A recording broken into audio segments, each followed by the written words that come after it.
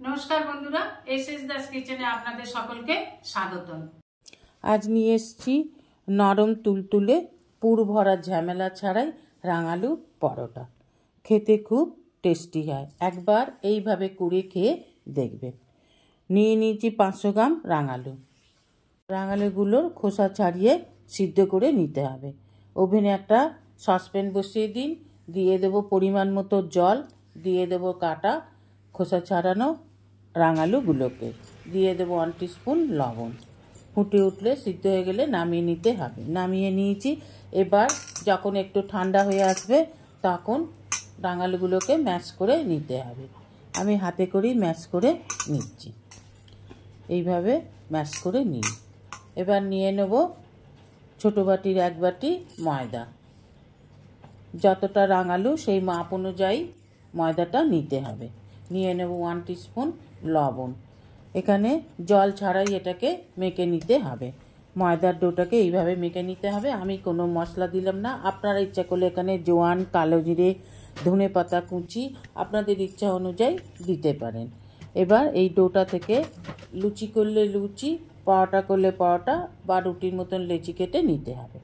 আমি পরোটা করব, পরোটার মতন লেচি কেটে নিলাম। এবার হাতে করে একটু গোল পাকিয়ে নিলাম এইভাবে। এবার একটু ময়দার গুঁড়ো দিয়ে পরোটার মতন বেলে নিতে হবে। যেসব বন্ধুরা আমার চ্যানেলটিকে সাবস্ক্রাইব করে আমার পরিবারের সদস্য হয়েছেন তাদের অসংখ্য ধন্যবাদ। যারা এখনও আমার চ্যানেলটিকে সাবস্ক্রাইব করে আমার পরিবারের সদস্য হননি তাদের কাছে অনুরোধ রইল আমার চ্যানেলটিকে সাবস্ক্রাইব করে আমার পরিবারের সদস্য হবার জন্য।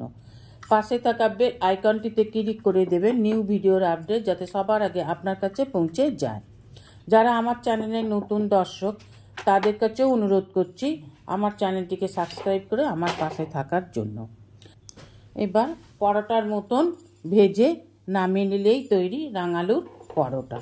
এই পরোটা আপনি যে কোনো উপোসের দিনেই খেতে পারবেন, একাদশীর দিনেও এটা খেতে পারবেন। এইভাবে পরোটার মতন ভেজে নিয়ে গরম গরম পরিবেশন করুন। দেখুন দেখতে কত সুন্দর হয়েছে। এইভাবে মুচমুচে করে ভেজে তুলে নিন। এবার পরিবেশন করুন আপনার পছন্দের মতন যে কোনো তরকারির সাথে। আমি এখানে নিরামিষ আলু কুমড়োর তরকারি করেছি, সেই তরকারির সাথে পরিবেশন করব। এই আলু কুমড়ো নিরামিষ তরকারির রেসিপিটা আমি পরবর্তী ভিডিওতে এসএস দাস কিচেনে শেয়ার করব। আর এখানে আমি যে টমেটো চাটনিটা নিয়েছি এর রেসিপিটা এসএস দাস কিচেনে শেয়ার করা আছে। অনুরোধ রইল রেসিপিটাকে দেখে নেবার জন্য। ভিডিওটি ভালো লাগলে অবশ্যই একটা লাইক, কমেন্ট, সাবস্ক্রাইব করার অনুরোধ রইল। পাশে থাকা বেল আইকনটিতে ক্লিক করে দেবেন নিউ ভিডিওর আপডেট পাওয়ার জন্য।